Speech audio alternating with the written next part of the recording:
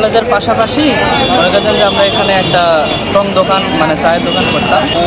এখানে সরকার থেকে নির্দেশ দিয়েছে তারা যে রেলের যে লোকগুলো আছে ম্যাজিস্ট্রেট আসছে তারা আগেই নোটিশ দিয়ে গেছে এখানে যে উচ্ছেদ অভিযান হবে, আপনাদের যারা দোকানপাট করতেছেন অবৈধভাবে তারা দোকানপাট সরিয়ে নিয়ে যান। তো আমরা সব কিছু সরিয়ে নিয়েছি অলরেডি। তো এই পাশ থেকে ওই পাশ পর্যন্ত পুরোটা মানে ভেঙে একবারে শেষ করে দিয়েছে। তবে এই মাচাং যেই দোকানটা, এই মাচাং যে দোকানটা এটা বড় একটা রেস্টুরেন্ট, ওই পাশে একটা হয়েছে নতুন।